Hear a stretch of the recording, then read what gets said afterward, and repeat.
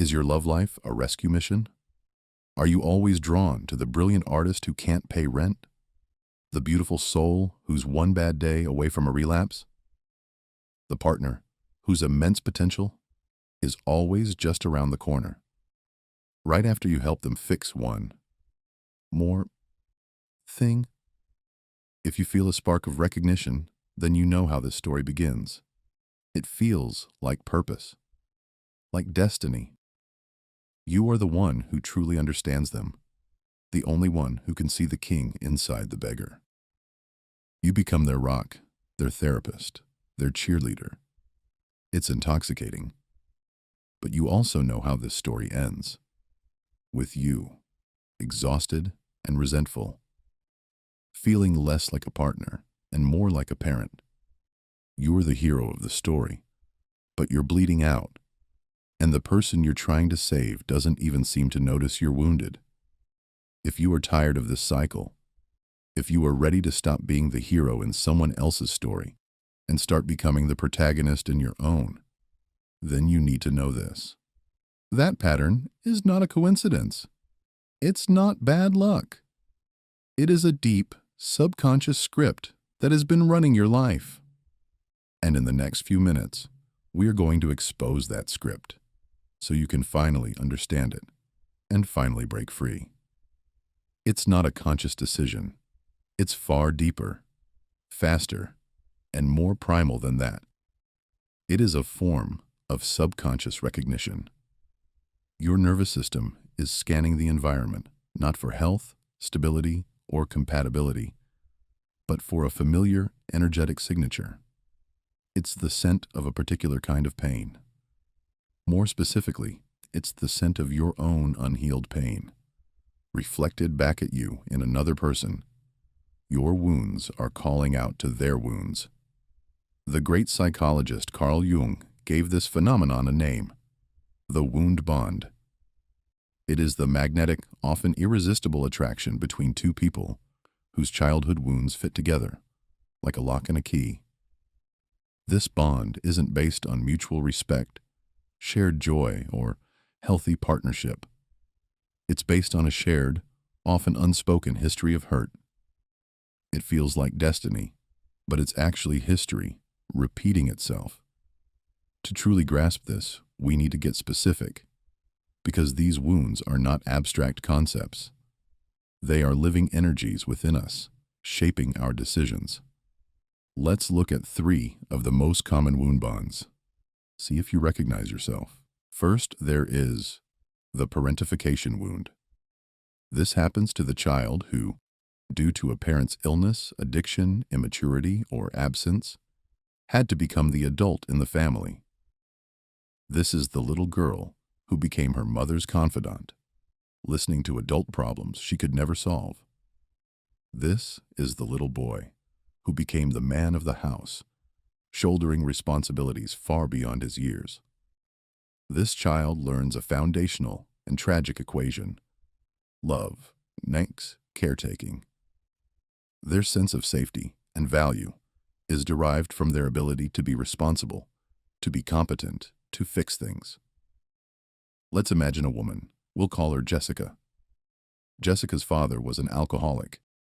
Her childhood was a landscape of broken promises and unpredictable moods.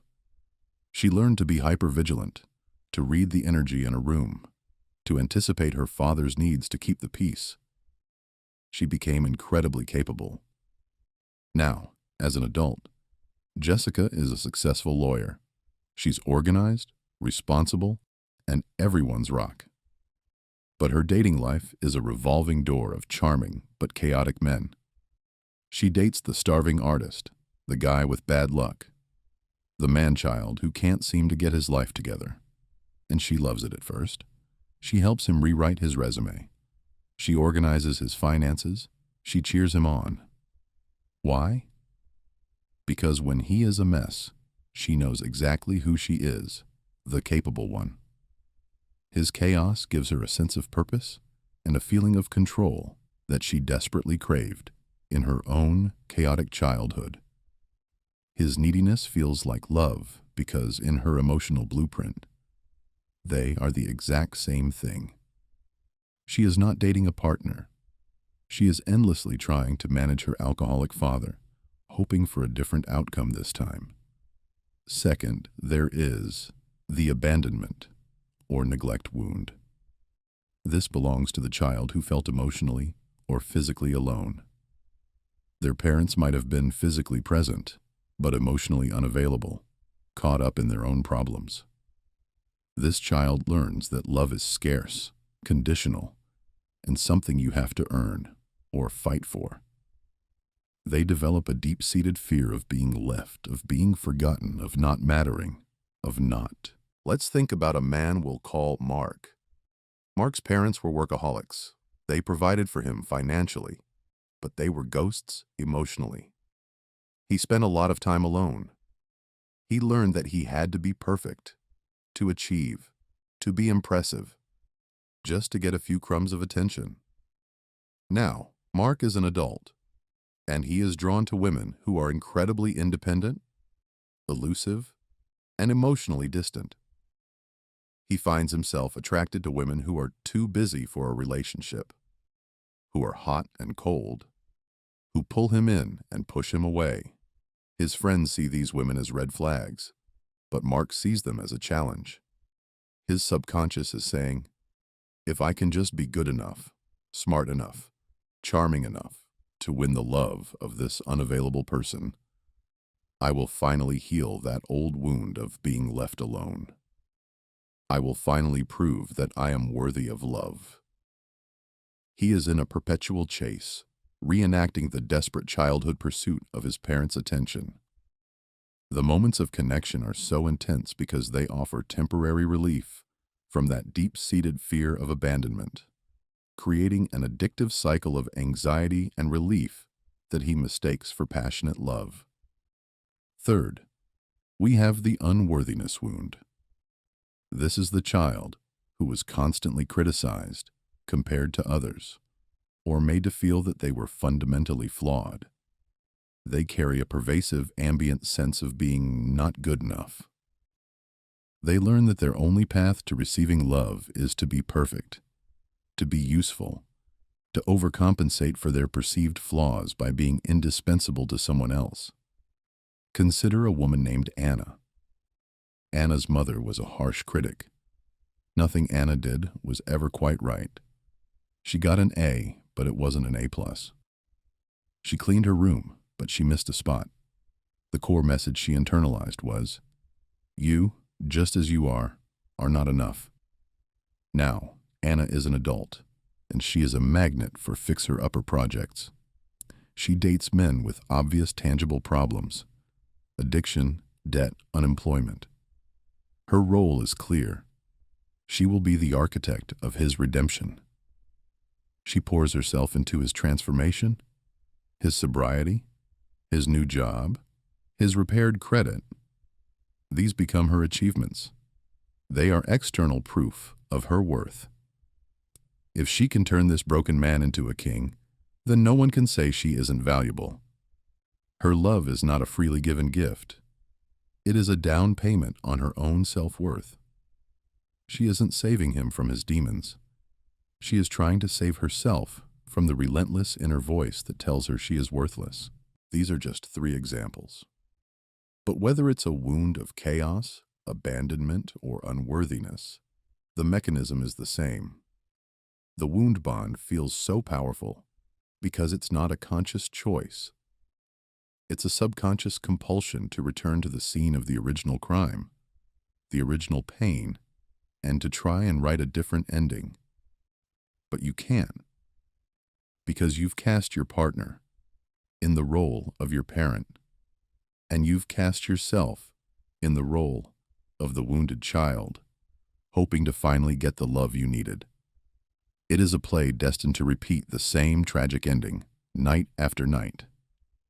This brings us to the moment where the entire narrative can shift. It requires courage, because it means we have to accept a truth that is both deeply painful and incredibly liberating. The truth is this: their chaos, their unreliability, their emotional unavailability, their endless drama All the things about them that you are trying so desperately to fix are not the real problem. They are a symptom. They are a signpost. Think about every self-help book you've read, every piece of advice you've gotten from friends. It all revolves around your partner. You need to set better boundaries with him. You need to communicate your needs to her more clearly. Maybe you should try couples therapy. The focus is always external. It's always about managing them, changing them, or getting them to understand. And so you try.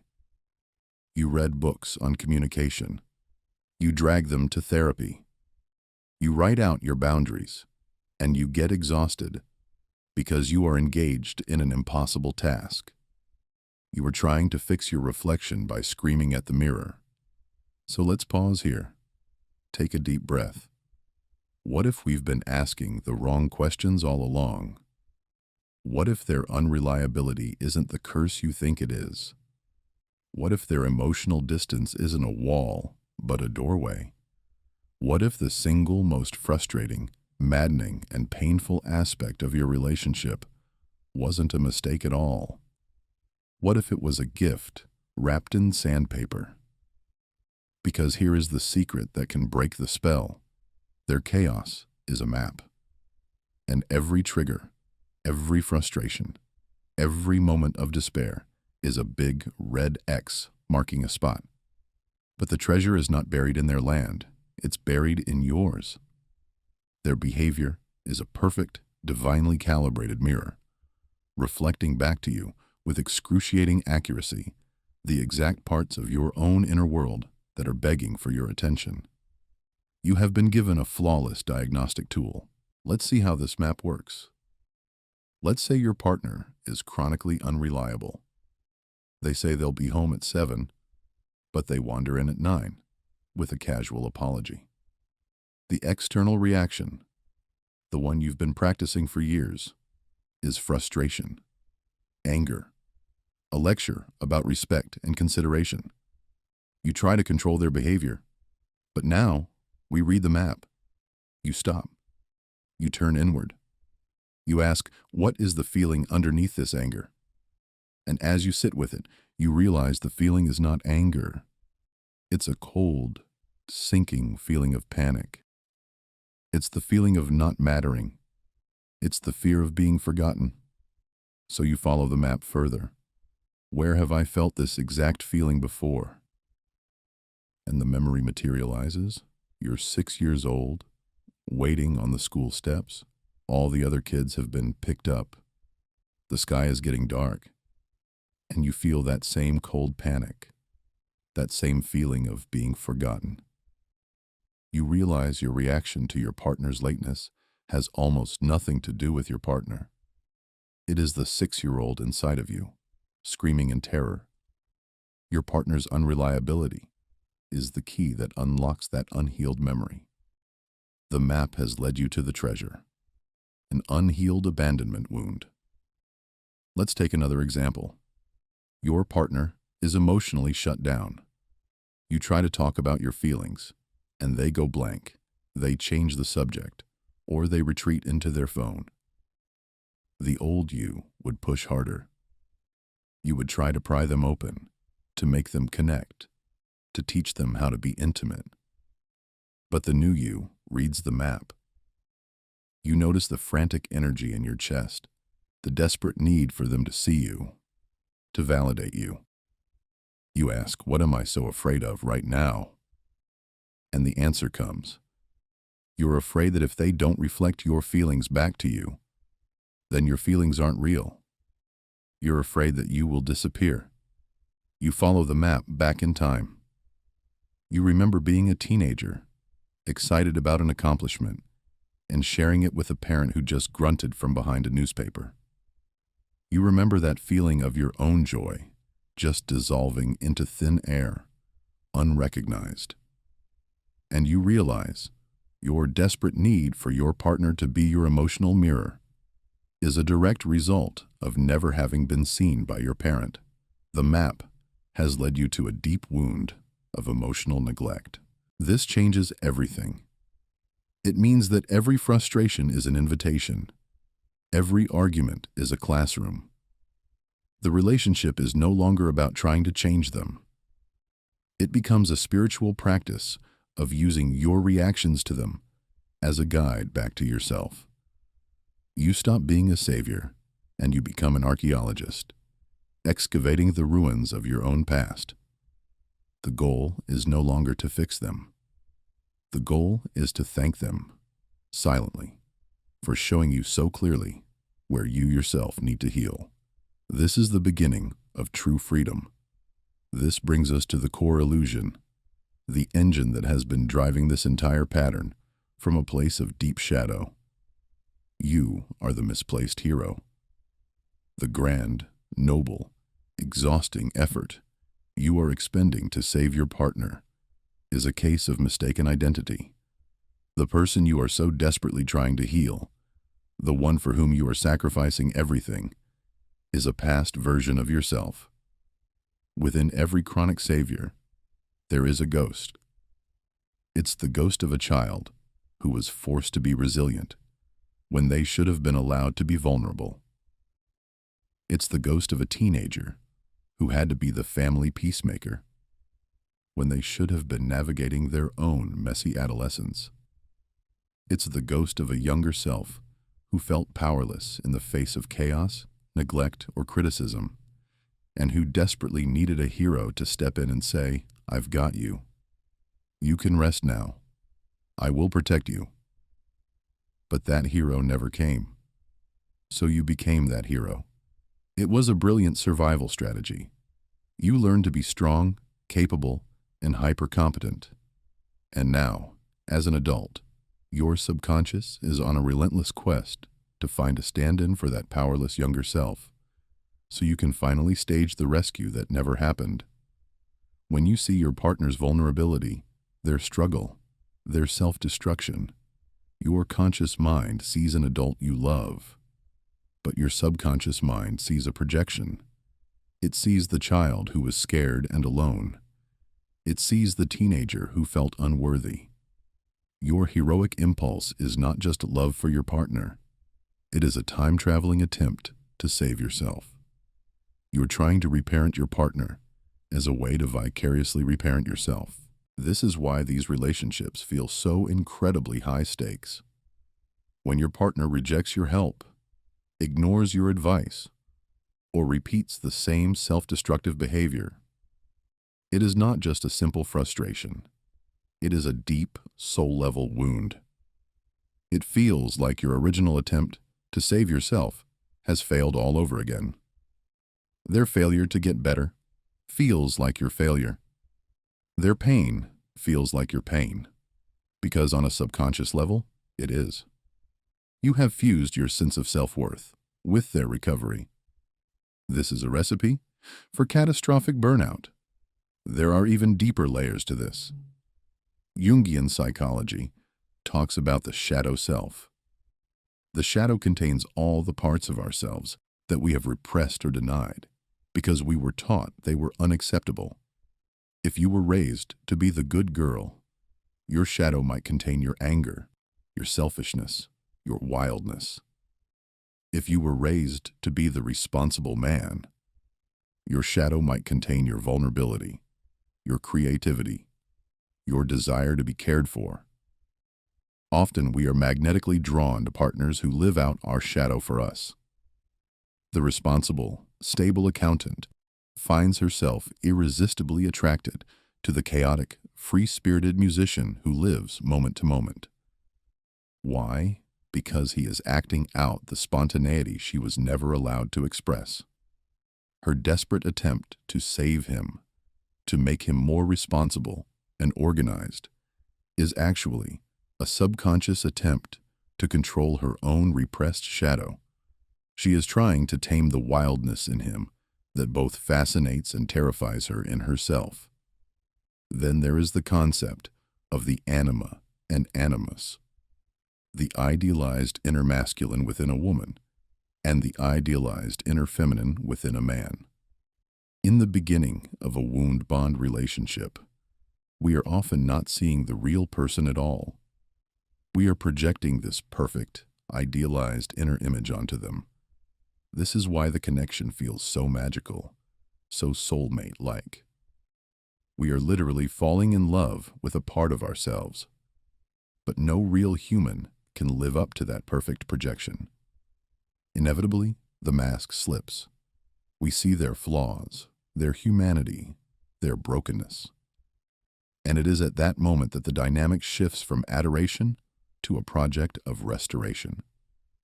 The rescue mission begins as an attempt to force them back into the idealized projection they could never truly embody. Do you see the illusion? Your love, your energy, your heroic efforts are all pointed at a ghost, a shadow, a projection. It's a profound act of love, aimed at the wrong address. The most courageous and loving thing you can possibly do is to call off the search party for them and bring it home to the parts of you that have been waiting so long for their hero to arrive. So how do we begin this journey home? It starts not with a grand gesture, but with a quiet, internal pivot. It is the single most powerful action you can take to dismantle this lifelong pattern. It is the practice of flipping the script, of consciously moving the relentless spotlight of your attention from them back to you. Your entire life, your mental and emotional energy has been trained to flow outward. When conflict arises, your mind becomes a supercomputer dedicated to analyzing your partner. The questions are automatic and endless. Why did they say that? What are they thinking? How can I get them to see my point of view? What sequence of words will finally make them change? What is the right strategy to manage this situation? You become a master strategist in a war you can never win, because the battlefield is another person's free will. The pivot is to consciously disengage from that external battle and to begin a gentle, curious inquiry within. It is to learn to ask a completely different set of questions. Instead of, why are they doing this? You begin to ask, what is this situation activating within me? Instead of, how can I fix them? You ask, what part of me is feeling threatened or hurt right now? This is not a natural act. It feels counterintuitive, even self-indulgent at first. Your nervous system will scream at you that the danger is out there, with them. But all your power, all your healing, lies in this inward turn. Let's walk through this with one of our characters. Let's return to Jessica, the lawyer whose partner is a charming but chaotic artist. He has just told her that he spent the money they had saved for a car repair on some new art supplies. The old Jessica would explode. Her mind would go into overdrive. The external questions would flood her. How could he be so irresponsible? Why doesn't he respect our future? What do I have to do to make him understand financial responsibility? This would lead to a massive fight, lectures, tears, and ultimately, Jessica would probably find a way to fix the financial mess herself, reinforcing the entire pattern. But the new Jessica has learned to flip the script. She feels the familiar rage rising in her chest, but instead of letting it explode outward, she takes a breath. She might even say to her partner, I need a few minutes. And she goes into another room. She has learned that her initial reaction is a signal, not a mandate. She closes her eyes and turns the spotlight inward. The first question, what am I feeling right underneath this anger?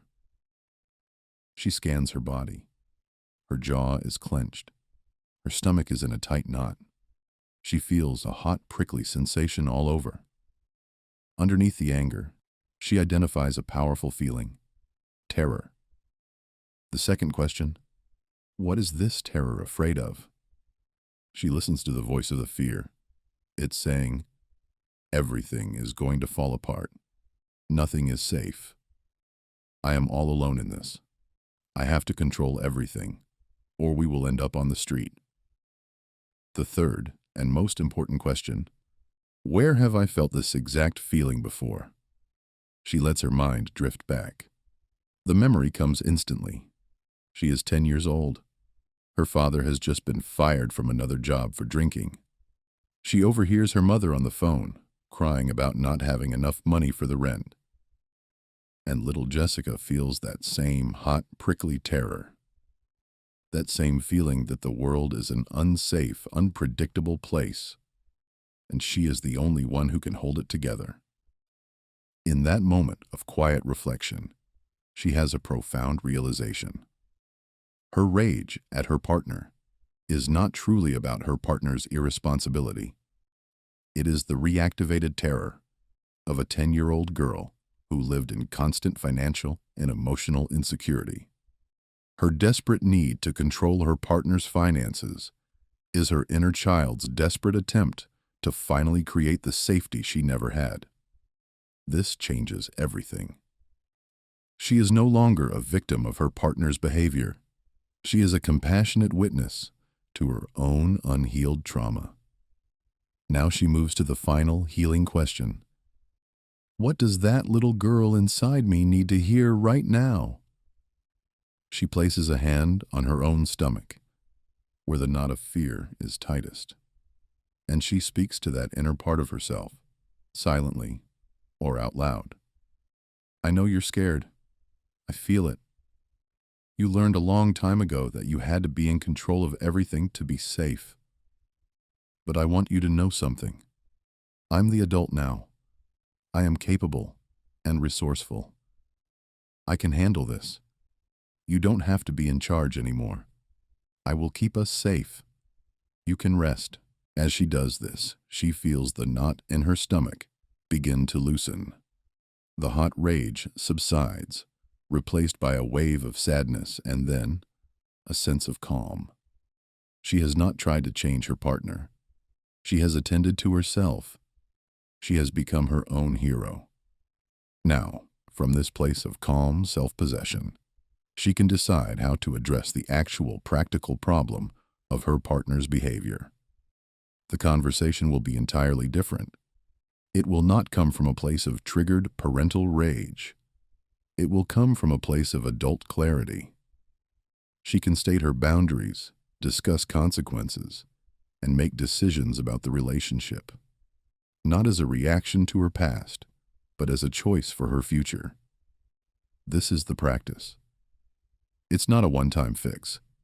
It's a lifelong commitment to turning inward again and again.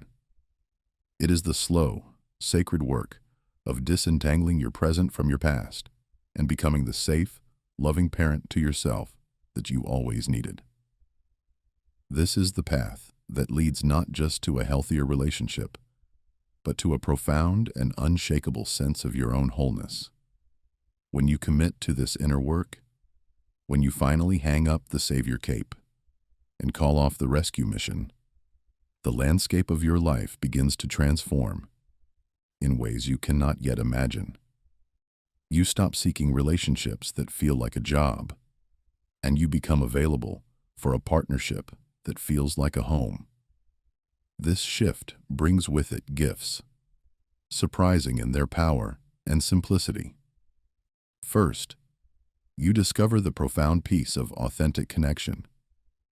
When your primary attraction is no longer the magnetic pull of a shared wound, you are free to connect with people on the basis of genuine compatibility. You start to notice the quiet stability of kindness, the deep comfort of mutual respect, the joyful ease of shared values. You begin to attract partners who are not projects to be fixed, but equals to be met. You learn that the quiet hum of a healthy connection is far more sustainable and nourishing than the dramatic fireworks of a trauma bond. Second, you reclaim your own life force. Imagine for a moment the sheer volume of mental and emotional energy you have expended over the years trying to manage, analyze, and fix other people. It is an ocean of energy.